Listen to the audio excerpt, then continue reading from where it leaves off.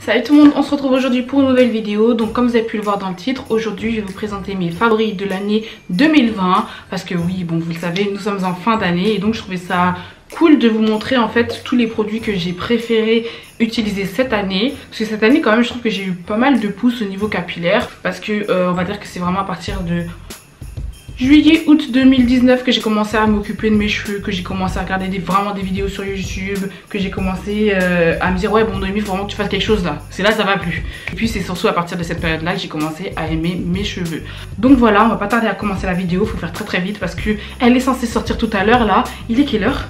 Il est 14h07 et elle est censée sortir ce soir. Et j'ai toujours pas monté et j'ai dû la recommencer parce qu'il y avait un problème dans la précédente. Donc on va speeder. Mais avant de commencer cette vidéo, je t'invite à t'abonner à ma chaîne tout en activant la cloche de notification. Vendredi dernier, on a dépassé les 3000 abonnés et franchement, merci, c'est super, on est ensemble. Mais je pense qu'on pourrait faire encore plus vraiment. Et justement, comme cette vidéo elle va être assez longue, bah, je compte la sortir en deux fois. En fait, il y aura la première partie qui sortira aujourd'hui et la seconde partie qui sortira demain, je pense. Et donc, si tu veux pas rater la partie de demain, je t'invite à activer la cloche de notification. Active-la parce que sinon tu risques de rater la seconde partie de cette vidéo.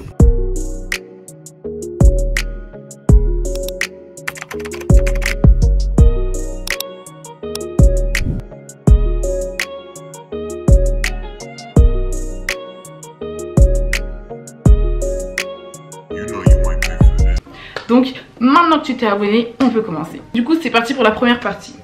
Et donc cette année 2020 m'a permis de découvrir que mes cheveux ils aimaient bien certaines huiles et qu'ils en aimaient moins d'autres. Vraiment là les huiles elles m'ont permis de protéger mes cheveux, de les nourrir, de sceller mon hydratation. Et ça c'était extrêmement important pour avoir des cheveux en bonne santé. Et donc du coup j'ai utilisé 3 huiles. Donc c'est des huiles qui proviennent de chez Aromazone.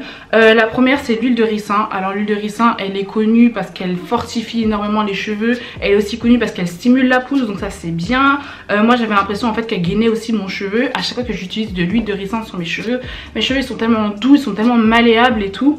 Du coup moi j'adorais l'utiliser notamment pour sceller mon hydratation parce qu'elle est très épaisse et comme j'ai les cheveux très poreux en réalité hein, j'ai les cheveux très poreux donc j'ai besoin de matière épaisse. Donc tout ce qui est huile assez épaisse comme l'huile de ricin ou voire même les beurres en fait, moi j'adore ça. Et donc vraiment l'huile de ricin elle m'a extrêmement aidée cette année pour fortifier, stimuler la pousse ou encore nourrir mes cheveux ou encore sceller mon hydratation. Ensuite pour vraiment protéger mes cheveux je trouve que l'huile d'olive était plutôt pas mal. Donc là aussi c'était une huile d'olive qui provenait de chez Aromazone.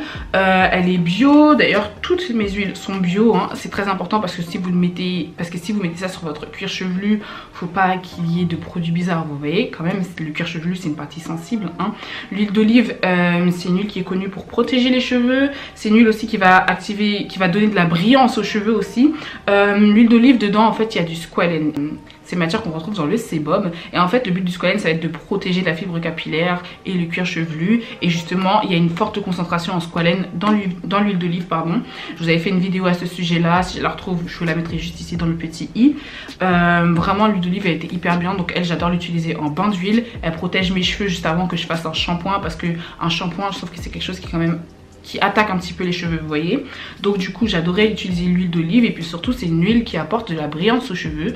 Donc forcément j'aimais l'utiliser. Et ensuite la dernière huile qui m'a vraiment marqué c'est l'huile d'avocat. Alors l'huile d'avocat aussi elle va venir protéger les cheveux. Elle est pénétrante, elle pénètre assez bien la fibre capillaire je trouve. Je trouve qu'elle aide aussi un petit peu les cheveux qui sont secs et fragiles. Je trouve aussi qu'elle fortifie les cheveux et qu'elle vient un petit peu accélérer la pousse. Moi j'aimais beaucoup l'utiliser dans les masques capillaires aussi notamment. Et vraiment ces 3 huiles là elles sont pas mal. L'autre jour j'ai racheté de l'huile de ricin et de l'huile d'avocat. Parce que j'ai une grosse bouteille d'huile d'olive dans l'un des placards de ma cuisine. Donc du coup j'ai juste racheté ces 2 huiles là. Et franchement c'est mes incontournables. En 2020 aussi j'ai découvert que mes cheveux n'aimaient pas tant de ça l'huile de coco. En réalité l'huile de coco c'est une huile qui assèche un peu les cheveux et le cuir chevelu pour certaines personnes, donc notamment moi. Mais par contre si elle est dans un produit industriel par exemple et qu'elle est mélangée avec d'autres ingrédients, là j'aime bien son effet. Et comme c'est l'une des huiles les plus pénétrantes, ça me dérange pas de l'utiliser dans ces moments là. Mais l'utiliser seule, par exemple faire un bain d'huile avec de l'huile de coco, c'est mort, je ne ferai jamais ça. J'aime pas, ça rend mes cheveux trop secs et j'aime pas leur texture après. Ensuite on passe aux huiles essentielles. Donc là j'en ai 1, 2, 3, 4, 5. J'en ai 5 à vous présenter. Donc vraiment c'est des huiles essentielles que j'utilise tout le temps dans pratiquement toutes mes recettes. Je peux même en rajouter dans mes shampoings, dans mes masques parfois si je veux amplifier certains effets. Et donc on va commencer avec la toute première. Donc c'est la première que j'ai commencé à utiliser, c'est celle-ci. Donc c'est celle-ci, c'est de l'huile essentielle de cèdre d'Atlas. Voilà, donc j'avais acheté cette huile essentielle, pourquoi? Parce que c'est une huile qui est bonne pour stimuler la pousse et aussi c'est une huile qui est bonne lorsque l'on a des pointes sèches. Donc l'huile essentielle de cèdre d'Atlas, c'est vraiment la toute première huile que j'ai utilisée. Moi j'aime bien utiliser des huiles qui ont plusieurs fonctions en fait, comme ça je me dis bah je peux les utiliser plus souvent. Et donc vraiment ça c'est une huile que j'adore, mais le seul problème c'est qu'elle pue. Genre vraiment ça sent pas très bon l'huile essentielle de cèdre d'Atlas, je vais pas vous mentir, ça sent pas très bon. Mais par contre elle est très efficace. Ensuite la seconde huile que j'ai vraiment utilisée cette année et que j'ai beaucoup aimé, c'est l'huile essentielle d'eucalyptus radié. À l'origine l'huile essentielle d'eucalyptus radié j'en ai surtout utilisé parce qu'à un moment j'étais malade au mois de février, genre c'était mois de février ou mois de janvier, c'était vraiment avant qu'on parle du coronavirus ou quoi que ce soit en fait. J'avais eu la grippe tout simplement et donc en fait j'avais vu sur internet que l'huile essentielle d'eucalyptus radié c'était bien pour dégager les voies respiratoires. Ce que je faisais c'est que j'en prenais avec du miel, je prenais une cuillère à café de miel, je mettais 2 gouttes dedans et j'avalais, vraiment ça dégageait ma gorge, mon nez et tout, enfin bref c'était hyper bien. Et sauf qu'après en faisant mes petites recherches je me suis rendu compte qu'on pouvait l'utiliser pour les cheveux et c'est ce que j'ai fait. Moi j'aimais bien faire des masques que j'allais appliquer par exemple sur mon cuir chevelu et en rajouter, en fait ça me faisait un effet frais. Vraiment je pense qu'on a tous goûté des bonbons à l'eucalyptus et vous vous rendez compte comment ça brûle la bouche quand même, c'est quand même extrêmement frais. Et bah ça faisait cet effet là sur le crâne sans me brûler le crâne bien évidemment, mais c'était très agréable. Et après ça j'avais vraiment le crâne désincrusté de toutes mes impuretés et je sentais réellement que cette huile faisait son effet. Ensuite récemment je me suis acheté 3 autres huiles essentielles, j'en ai profité pour en reprendre. Et donc la première c'est celle-ci, c'est de l'huile essentielle de tea tree.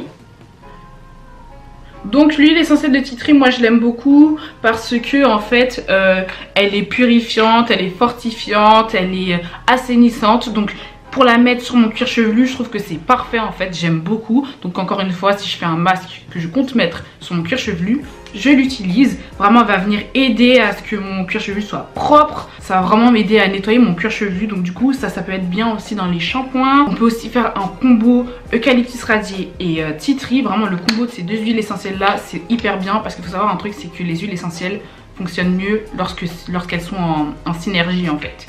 Donc du coup moi j'aime bien utiliser les deux en même temps. Ça fait 2 semaines que j'utilise l'huile essentielle de tea tree et elle me plaît énormément déjà.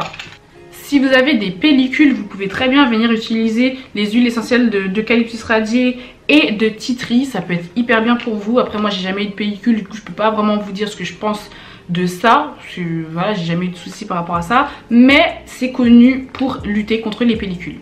Ensuite j'ai pris 2 petites huiles un peu plus petites. Et donc la première c'est l'huile essentielle de menthe poivrée. Donc je pense que vous connaissez toutes et tous. L'huile essentielle de menthe poivrée, c'est une huile qui va venir stimuler la pousse en fait. Si on en met sur le cuir chevelu, ne mettez jamais directement de l'huile essentielle sur votre cuir chevelu, mélangez-la toujours à de l'huile ou dans un masque, dans un shampoing, etc.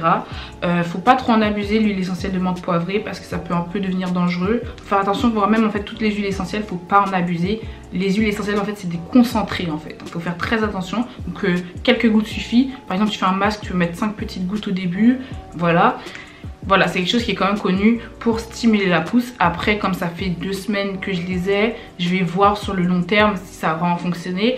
Et puis surtout, comme là, nous sommes en challenge, je vais pouvoir vraiment vérifier. Et ensuite, la dernière petite huile essentielle, c'est celle-ci. C'est l'huile essentielle d'ylang-ylang, complète.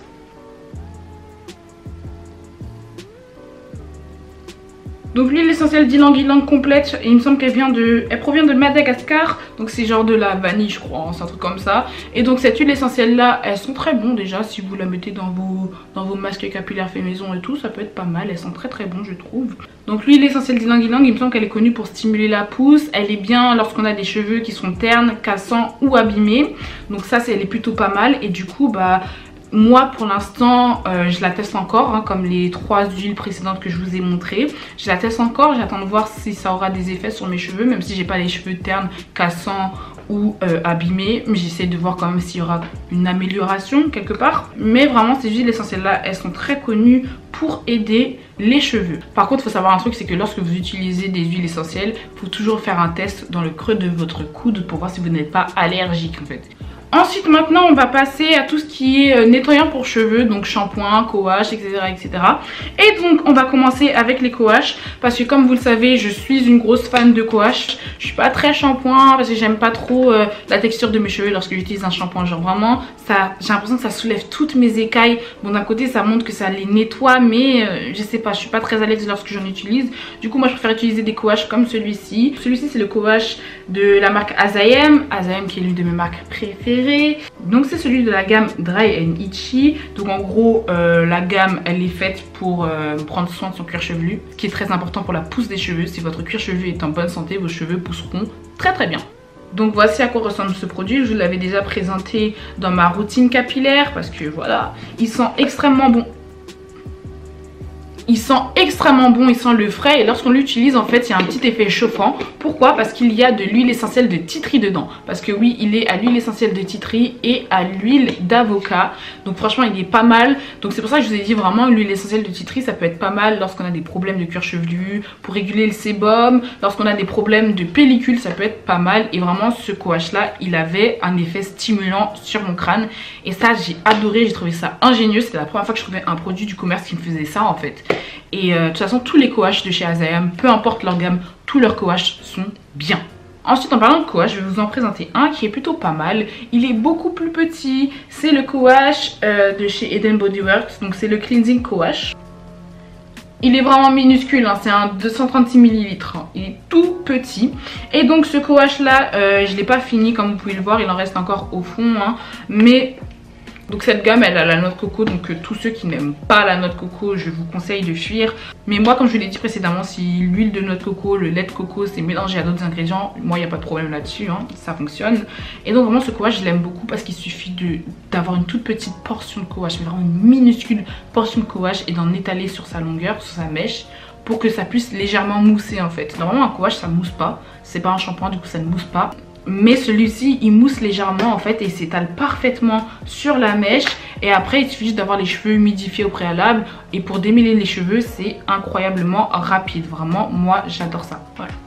Ensuite vous allez voir que j'utilise pas vraiment de shampoing basique. Moi c'est pas ce que je préfère. Vraiment les shampoings basiques comme shampoing purifiant, clarifiant, j'utilise l'argile verte. Alors l'argile verte c'est hyper bien, pourquoi? Parce qu'elle est absorbante, on peut l'utiliser comme shampoing et comme masque. Moi je faisais les deux à la fois tout simplement. Et donc ce que je faisais c'est que je prenais de l'argile verte, je mettais quelques petites huiles essentielles, de l'eau, du gel d'aloe vera, un peu de vinaigre de cidre. Je mélangeais le tout jusqu'à ce que ça me fasse une pâte et je l'appliquais sur mes cheveux, sur mon cuir chevelu. J'avais fait une vidéo à ce sujet là et ça m'aidait surtout énormément à avoir des cheveux propres, extrêmement propre vraiment, et un cuir chevelu très propre. Vraiment ça enlevait toutes les impuretés et ça les enlevait en 10 minutes en fait. Juste 10 minutes ça suffit avec ça. Voilà tout le monde, c'était tout pour la première partie qui sortira aujourd'hui. Donc là je vais me dépêcher de monter tout ça. Après ça, parce que là j'ai plus de batterie en fait en même temps. Après ça je vais tourner la seconde partie que je monterai ce soir. Et demain vous aurez la seconde partie. Donc activez bien la cloche de notification pour avoir la suite. Et dites-moi si la première partie vous a plu. Voilà.